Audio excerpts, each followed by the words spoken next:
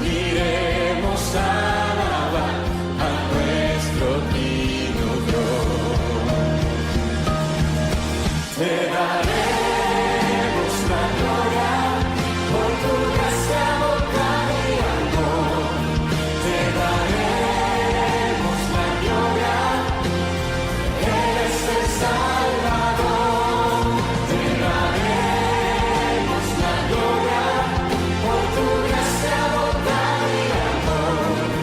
Te daremos la gloria, eres el Salvador.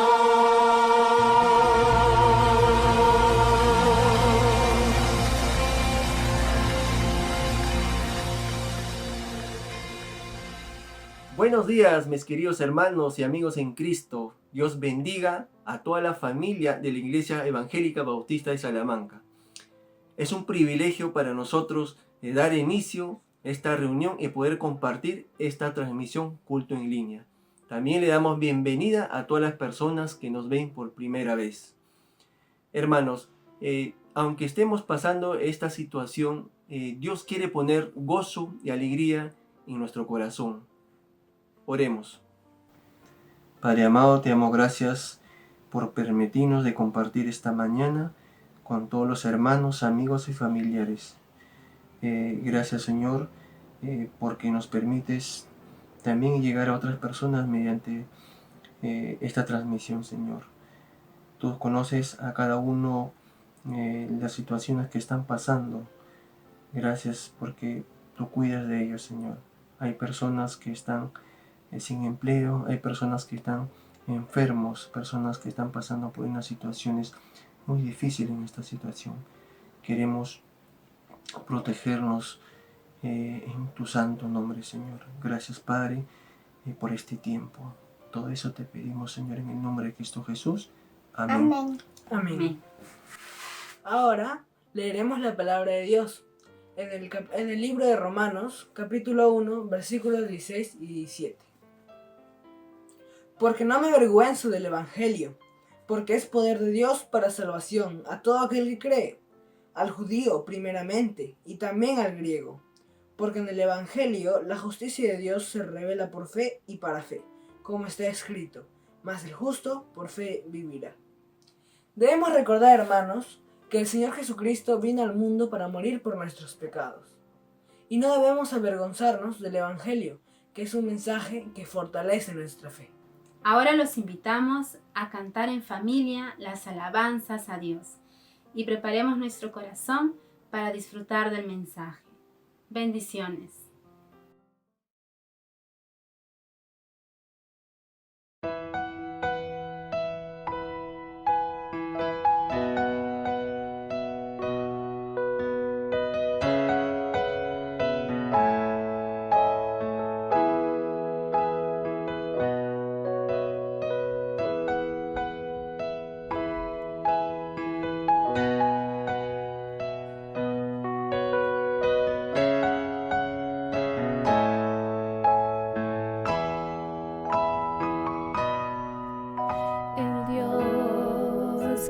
Los cielos y la tierra, con el poder de su palabra, reina con autoridad.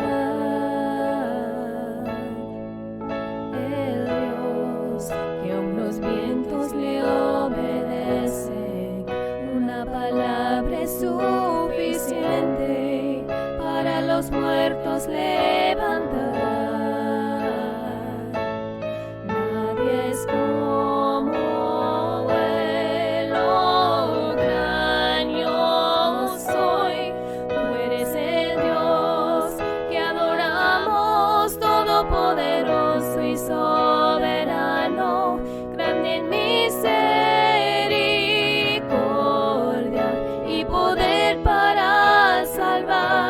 Tú eres el Dios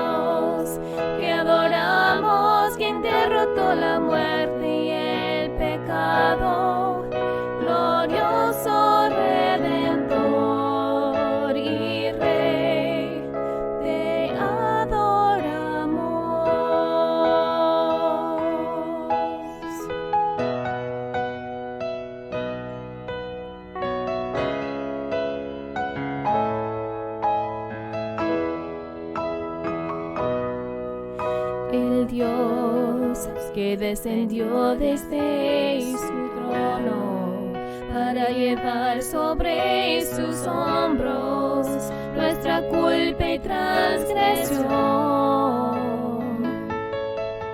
Jesús, exaltado sobre todo, nombre sobre todo nombre, solo en Él hay salvación. Nadie es como Él, oh gran yo soy. Tú eres el Dios que adoramos, todopoderoso y soberano, grande en misericordia y poder para salvar. Tú eres el Dios que adoramos, quien derrotó la muerte y el pecado, glorioso Redentor y Rey, te adoramos.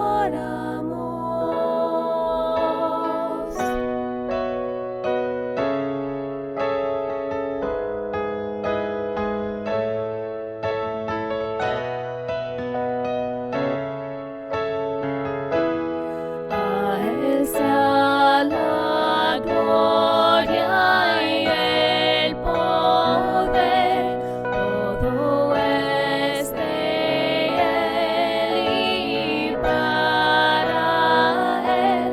A Él sea la gloria y el poder, todo es de Él y para Él. Tú eres el Dios que adoramos, todopoderoso y soberano, grande en misericordia y poder para salvar. Tú eres el Dios que adoramos, quien derrotó la muerte y el pecado, glorioso Redentor y Rey, te adoramos.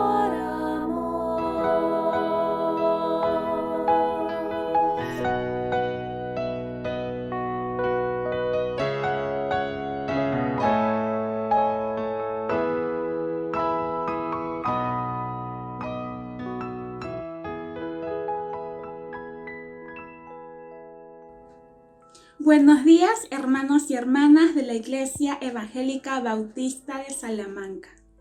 Es muy grato compartirles cómo Dios ha venido bendiciendo mi vida en estos meses. El Señor ha sido muy bueno conmigo porque he fortalecido mi relación con Dios y lo he conocido de forma más personal. De igual modo, reafirmé que Dios es mi esperanza, mi paz y mi refugio en la incertidumbre. En todo este tiempo, los devocionales diarios son un aliento de vida y me alimenta de su palabra. De igual modo, he participado de algunas reuniones de oración y de las reuniones de damas, las cuales me fortalecen espiritualmente. En el grupo de jóvenes de la iglesia se me dio la oportunidad de brindar una reflexión bíblica hace 3 semanas. Y fue de bendición para mi vida compartir un tiempo aprendiendo juntos de Dios. Desde el inicio de la pandemia me encuentro estudiando a distancia, por lo cual estoy agradecida a Dios por el aprendizaje que voy adquiriendo en clases y en el uso de plataformas virtuales educativas. Desde el mes de junio formo parte del grupo cristiano que damos testimonio de Jesús en la universidad, donde nos reunimos semanalmente de modo virtual. En él puedo compartir hablando del amor de Dios a mis compañeros y compañeras que no lo conocen.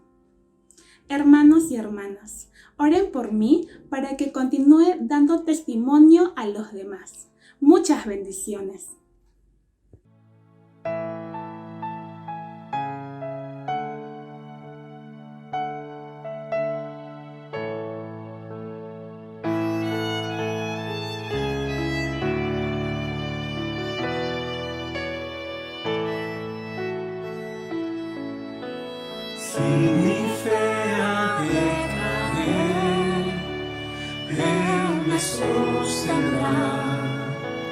En la tentación yo sé, Él me sostendrá. No podría estar de pie en la oscuridad, pues mi amor muy frágil es. Él me sostendrá, Él me sostendrá, Él me sostendrá, pues me ama el Salvador. Él me sostendrá. Él se goza en quien salvó. Él me sostendrá. Ante Él precioso soy. Él me sostendrá. Sus promesas fieles son. Mi alma guardará. Alto precio Él pagó. Él me sostendrá. Él me sostendrá. Él me sostendrá. Pues me ama el Salvador. Él me sostendrá. Él sufrió por mí, murió. Él me sostendrá. La justicia Él cumplió. Él me sostendrá. Vida eterna tengo en Él. Él me sostendrá. Hasta que me pueda ver. Él regresará. Él me sostendrá. Él me sostendrá. Pues me ama el Salvador. Él me sostendrá. Él me sostendrá. Él me sostendrá. Pues me ama el Salvador. Él me sostendrá.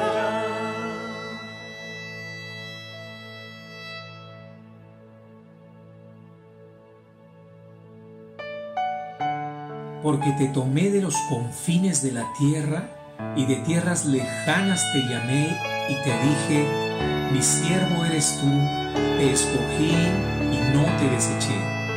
No temas, porque yo estoy contigo. No desmayes, porque yo soy tu Dios, que te esfuerzo. Siempre te ayudaré, siempre te sustentaré con la diestra de mi justicia.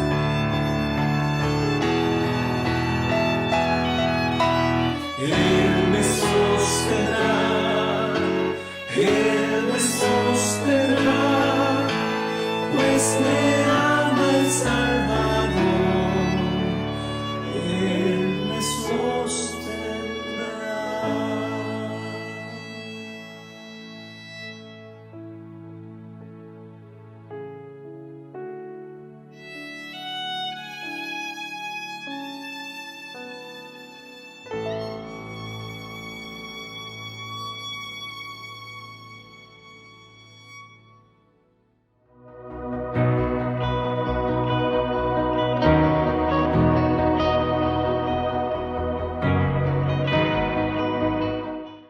Buenos días, qué privilegio es para mí poder dirigirme a ustedes el día de hoy. Agradezco a Dios la oportunidad, agradezco al pastor Walter la invitación.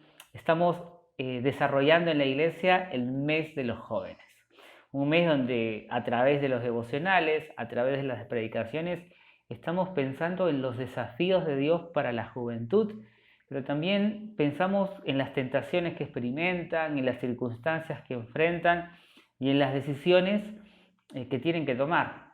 Para algunos de nosotros estos temas son bastante cercanos, porque por ejemplo en mi caso me toca trabajar con adolescentes y jóvenes, pero quizás algunos que me están escuchando tienen jóvenes en casa, universitarios, adolescentes, quizás no tienen adolescentes o jóvenes, pero tienen niños que están creciendo tan rápido. Ciertamente, alguna vez pensé que sería muy bueno que cada ser humano tuviese en su cabeza un botón que podamos presionar en la adolescencia, en la juventud, para que al presionar ese botón, inmediatamente los adolescentes, los jóvenes empiecen a tomar buenas decisiones, o por lo menos lo que desde nuestra óptica es lo mejor.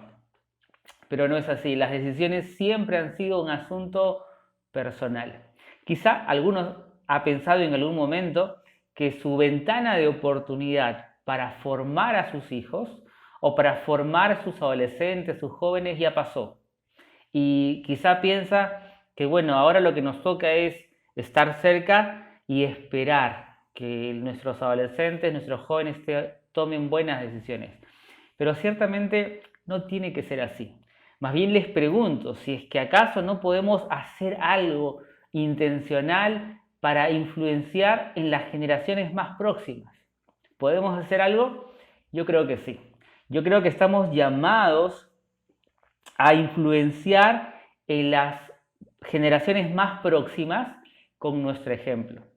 Tenemos que traducir para los más jóvenes, tenemos que traducir para los adolescentes, traducir para los niños lo que significa, por ejemplo, vivir una vida abundante, lo que significa, por ejemplo, que el Señor sigue transformando nuestra vida, lo que significa que podemos aprender y poner por obra lo que cada semana nos es enseñado o lo que aprendemos en nuestro tiempo devocional. Por supuesto que podemos todavía participar en la vida de los adolescentes, de los jóvenes, formándolos a través del ejemplo. Este mundo en este tiempo está envuelto de oscuridad y necesitamos ser luz en medio de esa oscuridad para poder guiar la vida de las generaciones más próximas. En lo personal, pienso que cuando hablamos de una cultura discipular, y Dios ha puesto en mi corazón que cuando me toque enseñar voy a hablar de la cultura discipular, y por eso digo, cuando pensamos en la cultura discipular, creo que hay dos verdades que tenemos que trabajar en lo personal para poder llegar a tener una cultura discipular. Y bueno, el día de hoy voy a hablar de una de esas dos verdades. Hoy día voy a hablar acerca de vivir por la fe, algo que tenemos que enseñarles a las generaciones más próximas es enseñarles a vivir por la fe. Este es el deseo de Dios para todos sus hijos. Y bueno, la lectura del día de hoy, la lectura bíblica tuvo que ver con eso. Vamos a leer otros versículos referidos al tema. Pero ¿qué significa vivir por fe? Fe es tener plena y total confianza en Dios desde la salvación, pero también a lo largo de toda nuestra vida, en todas las áreas de nuestra vida, en cada aspecto de nuestra vida. La fe tiene que expresarse a través de una forma de vida que gobierna a cada persona que ha puesto su fe en Jesucristo. Entonces, una vida de fe o vivir por la fe tiene que ver con obedecer y vivir las normas de Dios. Jesús dijo, si alguno quiere venir en pos de mí, niéguese a sí mismo. Negarse a uno mismo tiene que ver con poner nuestros anhelos en un segundo plano, porque primero es hacer la voluntad de Dios. Esto es algo sumamente complicado, pero vivir por fe, negarse a uno mismo, tiene que ver con postergar todos los anhelos que tenemos y poner en primer lugar el hacer la voluntad de Dios. Es una forma de explicar lo que significa vivir por fe. Y el día de hoy quiero compartir con ustedes 4 formas prácticas de vivir por la fe. ¿Qué le parece si para comenzar oramos? ¿Me acompañan en oración? Oramos. Amado Dios, te doy gracias por esta oportunidad que tú nos das para abrir tu palabra. Tu palabra dice de sí misma, Señor, que es viva y eficaz, que es más cortante que toda espada de 2 filos. Y en este momento, Señor, mientras la leemos, tu palabra puede penetrar hasta lo más profundo de nuestro ser, Señor, hasta nuestra alma. Y el anhelo de nuestro corazón es que tu palabra haga su obra en nosotros. Ayúdanos, Señor, para poder entender, para poder aprender y para poder poner por obra, Señor, el consejo de tu palabra. Ayúdanos a hacer luz en medio de las tinieblas, a dejar ejemplos, Señor, a las generaciones más próximas. Ayúdanos a vivir por la fe y que el mensaje de tu palabra esta mañana nos aliente en este propósito. En el nombre de Jesús, amén. Muy bien, 4 formas prácticas de vivir por la fe. Así que la primera de ellas, he desarrollado 4, podríamos hablar de más, pero Dios puso en mi corazón estas 4 para esta mañana. Así que vamos a hablar en primer lugar de la primera forma práctica de vivir por la fe, y es vivir por la fe activamente en la santidad. Una forma de vivir por la fe es vivir activamente en santidad. Vamos a ir a Efesios capítulo 2, versículos 8 y 9. Yo sé que algunos que me están escuchando conocen estos versículos de memoria, pero vamos a darle lecturas una vez más. Efesios capítulo 2, versículos 8 al 10, dice: porque por gracia sois salvos por medio de la fe. Aquí está la fe en el creyente. Por gracia sois salvos por medio de la fe. Y esto no es de vosotros, pues es don de Dios, no por obras, para que nadie se gloríe. La vida que viene por la fe no es una fe por obras. El versículo 9 dice, no por obras para que nadie se gloríe. Es decir, que ninguno de nosotros puede llegar a hacer algo para llegar a tener una vida en el Señor.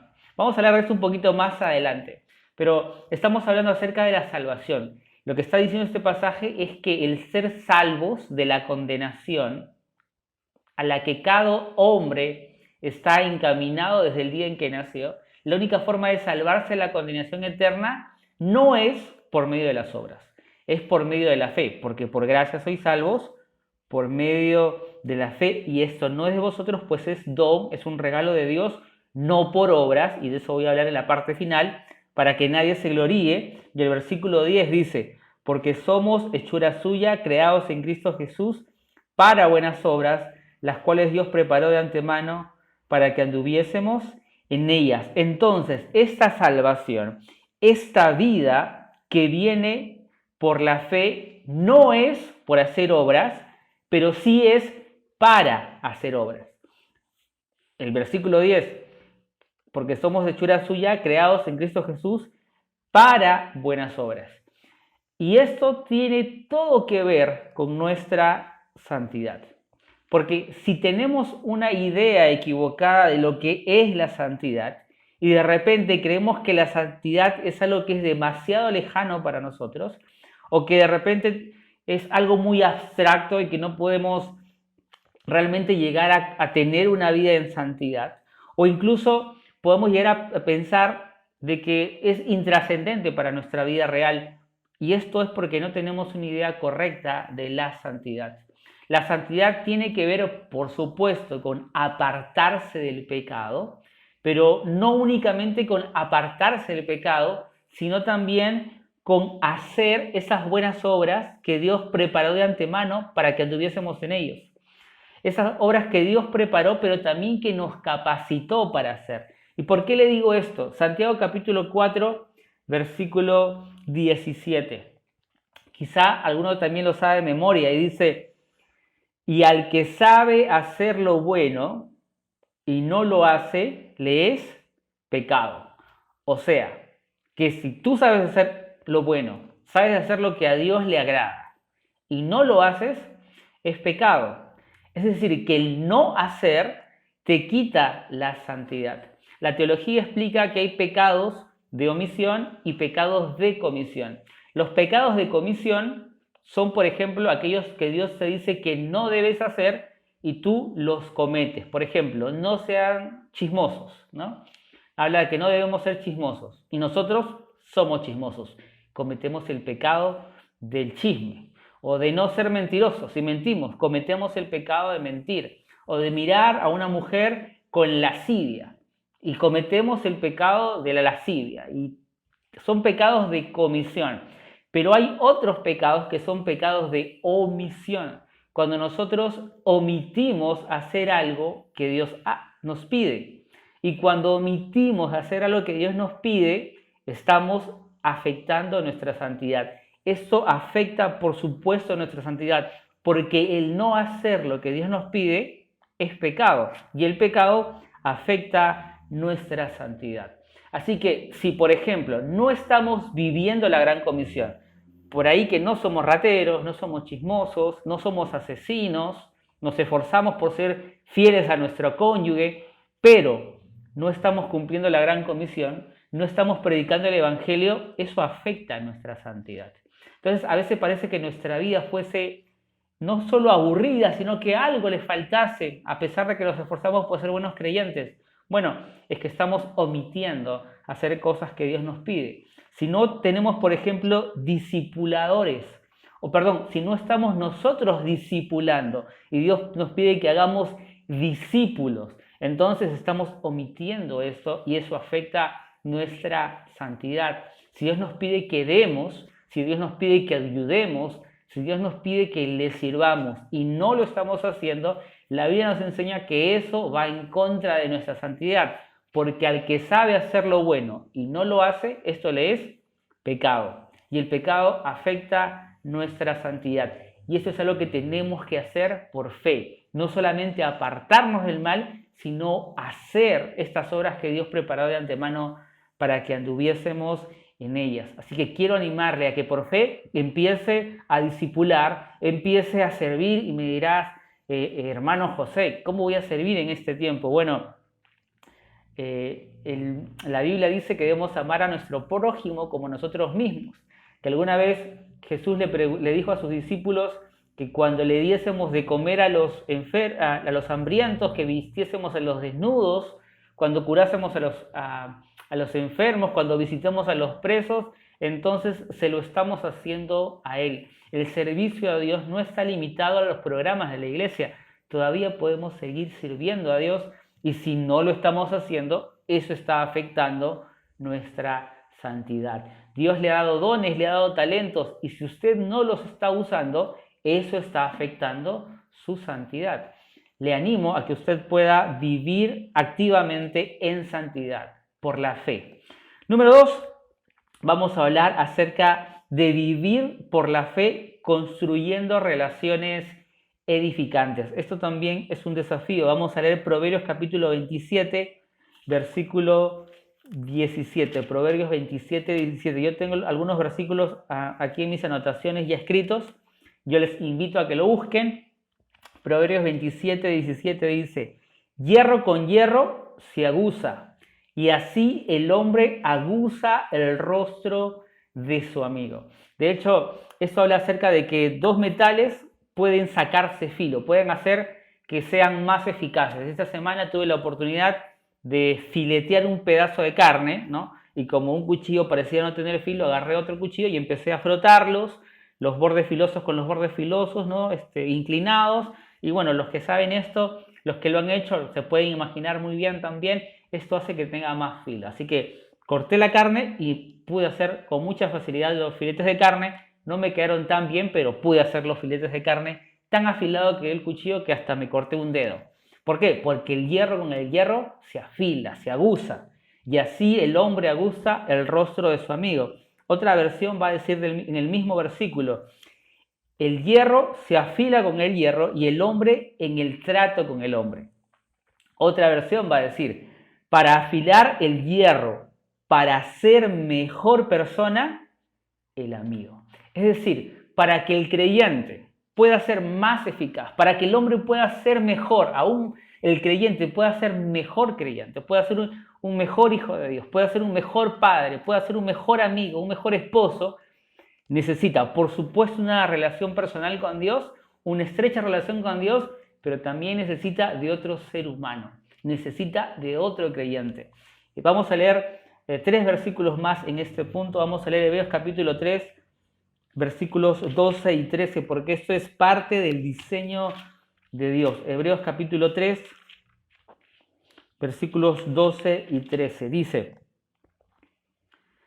mirad, hermanos, que no haya en ninguno de vosotros corazón malo de incredulidad para apartarse del Dios vivo. Versículo 13. Antes, exhortaos los unos a los otros cada día, entre tanto que se dice hoy, para que ninguno de vosotros se endurezca por el engaño del pecado.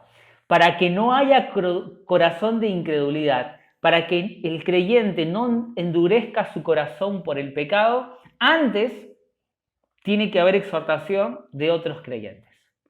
Eso es lo que está diciendo el texto. Antes, exhortaos los unos a los otros. Es necesario que podamos desarrollar relaciones edificantes a través de exhortarnos los unos a los otros. Capaz de poder decirle a alguien y poder escuchar de otra persona que nos diga: José, ten cuidado, no descuides de esto, José, no estás haciendo bien acá, y tener esa capacidad de poder desarrollar esas relaciones, de poder darle autoridad a que otro te diga cómo estás andando en tu vida espiritual.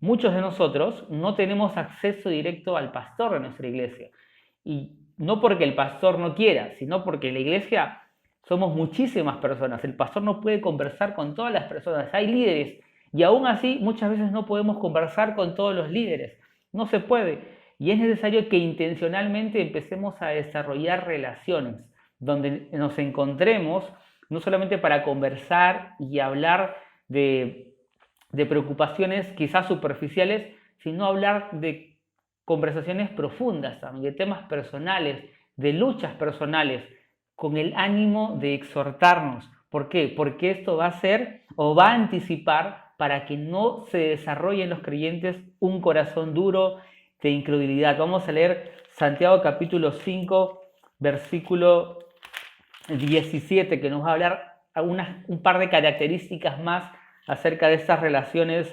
edificantes. Va a decir Santiago 5, 16: confesaos vuestras ofensas unos a otros, llorad unos por otros, para que seáis sanados. La oración eficaz del justo puede mucho. Confiesa tus pecados. Por supuesto, la Biblia dice que para perdón de pecados debemos confesar nuestros pecados a Dios.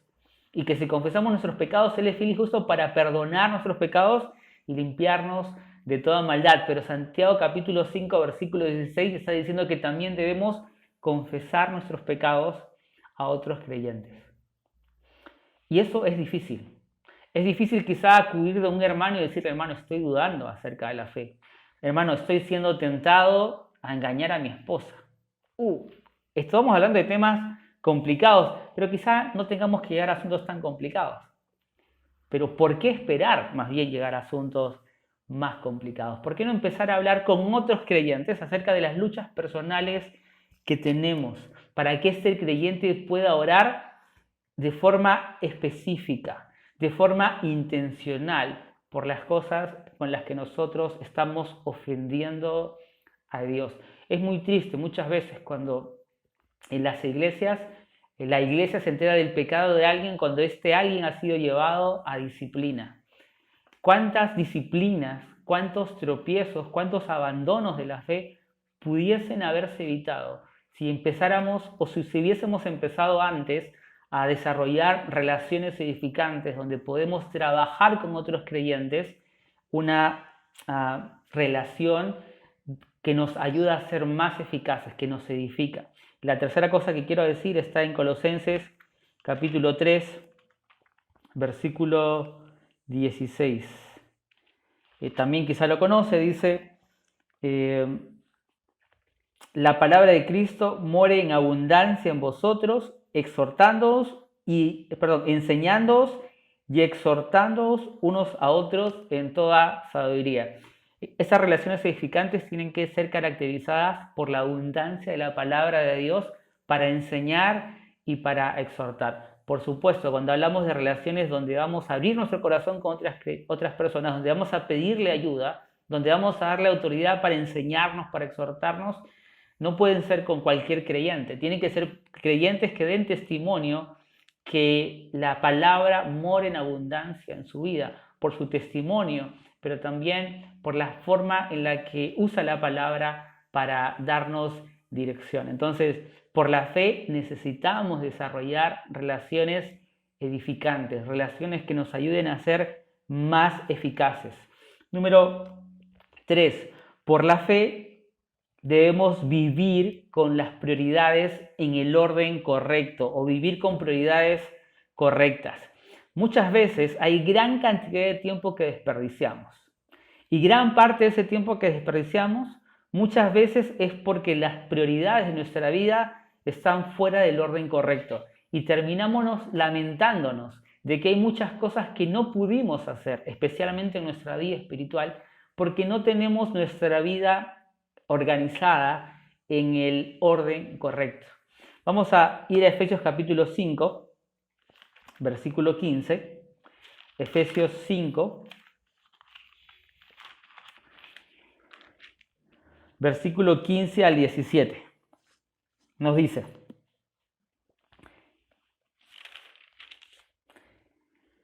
mirad pues con diligencia cómo andéis, no como necios, sino como sabios, aprovechando bien el tiempo, porque los días son malos. Por tanto, no seáis insensatos, sino entendidos de cuál sea la voluntad del Señor. Aquí es un versículo que habla sobre aprovechar bien el tiempo. De hecho, en el versículo 15, Pablo está comparando el uso que le damos a nuestro tiempo, o cómo administramos nuestro tiempo, con ser insensatos y con ser necios.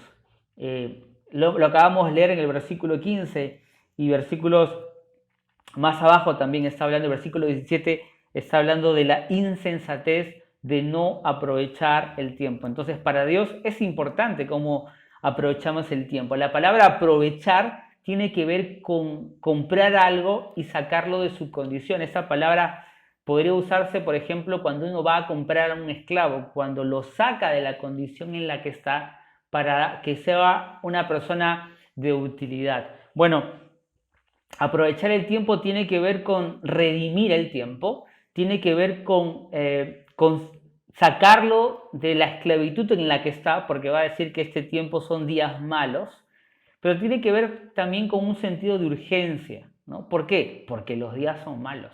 Hay que aprovechar el tiempo porque los días son malos. Cuando la palabra tiempo, que aparece en el versículo 16, la palabra original es kairos, y kairos es un tiempo especial de Dios. El kairos en ese contexto es una ventana de oportunidad que Dios está poniendo por delante de cada uno de nosotros. Así que aprovechemos bien esta ventana de oportunidad que Dios nos está dando. Como padre, como esposo, como creyente, aprovecha esta ventana de oportunidad. ¿Por qué? Porque los días son malos. Ahora, para poder aprovechar bien el tiempo, tenemos que tener nuestras prioridades en el orden correcto. Quiero mencionar algunos personajes que en la Biblia podemos ver no tenían su vida organizada en un orden correcto. Por ejemplo, recordamos al joven rico, aquel joven rico que le dijo a Jesús que quería seguirlo, y Jesús le dijo, bueno, tienes que seguir la ley, y el joven rico le dice, todo lo he seguido, y Jesús le dice, bueno, entonces ve, vende todo lo que tienes, dáselo a los pobres, y ven, sígueme. Y el joven rico se fue, pero no volvió, porque su prioridad no era seguir a Jesús. Me acuerdo también, aquí lo tengo anotado, por ejemplo, de este hombre que había acumulado tanta riqueza que había pensado, voy a derribar mis graneros y voy a hacer mis graneros mucho más grandes para seguir acumulando. Y de pronto a este hombre se le dice, necio, esta noche morirás, esta noche vienen por tu alma, y todo lo que has acumulado, ¿para quién será? Ahí también claramente hay una prioridad en su vida que finalmente no les sirvió para cuando viniesen a buscar su alma. Cuando Jesús empezó a decirle a sus discípulos que era necesario pasar por Jerusalén para que sufriese y para que finalmente experimentase su muerte, quiero leerlo textualmente, está en Mateo capítulo 16, versículo 23, Pedro empieza a decirle, Señor, que no te acontezca estas cosas que están diciendo, que tú no sufras, Señor. Mateo 16, 22 dice, entonces Pedro, tomándolo aparte, comenzó a reconvenirle, diciendo, Señor, ten compasión de ti, en ninguna manera eso te acontezca. Pero él, volviéndose, dijo a Pedro, quítate delante de mí, Satanás, me eres tropiezo, porque no pones la mira en las cosas de Dios, sino en la de los hombres. Pedro tenía su mirada no en las cosas de Dios. Su prioridad no eran las cosas de Dios, eran las cosas de los hombres. Entonces, vemos que las decisiones que toman tienen que ver porque sus prioridades no están en el orden correcto. Voy a leer algunos versículos más. Mateo capítulo 22, vamos a ir a Mateo 22, puede buscarlo conmigo. Mateo 22, versículo 37 nos va a decir cuál debe ser nuestra prioridad y lo dice de una forma muy clara. Mateo 22, 37, Jesús le dijo, amarás al Señor tu Dios con todo tu corazón, con toda tu alma y con toda tu mente. Mi amor principalmente debe estar hacia Dios, con todo mi corazón, con toda mi alma y con toda mi mente. Esto es lo que el creyente debería ser su prioridad. Y si todavía no ha quedado claro, bueno, vamos a Mateo capítulo 6 y vamos a leer algunos versículos en Mateo capítulo 6. El versículo 19 va a decir así, no os hagáis tesoros en la tierra donde la polilla y el orín corrompen y donde ladrones minan y hurtan. Versículo 20, sino haced tesoros en el cielo donde ni la polilla ni el orín corrompen y en donde los ladrones no minan ni hurtan, porque donde esté vuestro tesoro, allí también estará vuestro corazón. ¿Dónde está nuestro corazón? ¿Dónde están nuestras prioridades? ¿En hacer tesoros en el cielo o en hacer tesoros en la tierra? Cuando otros vean nuestra vida, ¿dónde está nuestro corazón, nuestro esfuerzo, nuestro anhelo? ¿Es en hacer tesoros en el cielo o es en hacer tesoros en la tierra? Porque lo que tú pongas primero va a guiarte en las decisiones que tomas. Mateo capítulo 6, versículo 24 dice, ninguno puede servir a dos señores, porque o aborrecerá al uno y amará al otro, o estimará al uno y menospreciará al otro. No podéis servir a Dios y a las riquezas. No puedes hacer que ambos sean tu prioridad. Tienes que elegir a uno. Uno puede servirte para adorar a otro. El dinero, el trabajo, puede ser parte de tu adoración para Dios, pero Dios no puede ser un medio para que tú agrades el anhelo de tu corazón de llenarte de dinero. No puedes servir a dos señores. Es lo que está diciendo. Tus prioridades tienen que estar en el orden correcto. Mateo capítulo 6, versículo 33. Mas buscad primeramente el reino de Dios y su justicia y todas estas cosas os serán añadidas.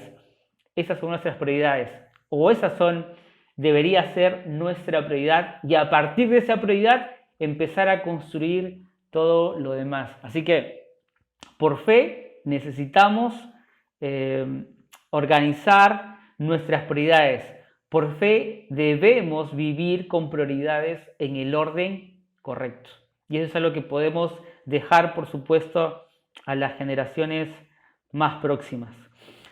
Y la última cosa, la cuarta cosa que podemos hacer es desarrollar una vida de fe personal. De hecho, la vida de fe es una decisión personal. Quiero leer Habacuc capítulo 2, versículo 4. Vamos a llevar nuestras Biblias, si tiene su Biblia. Habacuc capítulo 2, versículo 4. Para nosotros va a ser un tiempo especial poder meditar brevemente en este versículo que repite mucho del texto que ya hemos leído. Al comenzar el culto, la lectura bíblica fue en Romanos capítulo 1, versículo 16 y 17. La última parte del versículo 17 dice, mas el justo por la fe vivirá. Habacuc capítulo 2, versículo 4 dice, he aquí aquel cuya alma no es recta, se enorgullece, mas el justo por su fe vivirá. Durante estos días leí un mensaje de una de las mamás que participa del grupo de padres, de adolescentes de nuestra iglesia, y ella escribía y puso que Dios tiene hijos y no tiene nietos. Es probable que alguno de los que me está escuchando en este momento sea un adolescente o sea un joven que ha nacido en un hogar de padres cristianos. Es decir, desde pequeño ha aprendido lo que significa, por ejemplo, orar por los alimentos, lo que significa, por ejemplo, ir a la iglesia, aprender lecciones bíblicas y tener algunos hábitos que tienen que ver con una vida cristiana. Quizá alguien de lo que me está escuchando no ha nacido en un hogar cristiano, pero vive en un hogar donde hay otros creyentes. Pero sabe que la vida de fe es algo que tiene que desarrollarse de forma personal. La fe es algo personal. Nadie puede tomar una decisión de vivir por la fe, sino solamente usted. La obediencia no te hace justo. Es decir, conocer lo que la Biblia dice que Dios quiere y se agrada que hagan los hombres, no va a traer para nosotros salvación si es que primero no hemos entregado nuestra vida a Dios. Si primero no nos hemos rendido ante Él como pecadores, si no hemos primero clamado a Dios por salvación, si no hemos puesto nuestra confianza en Jesucristo como nuestro Salvador personal. Para que el hombre pueda ser justo, necesita ser limpio de pecado, pero también necesita haber cumplido toda la ley. No hay ningún ser humano en este momento en el mundo, y antes de Cristo no hubo ningún ser humano en el mundo que pudiese ser limpio de pecado y que pudiese cumplir toda la ley.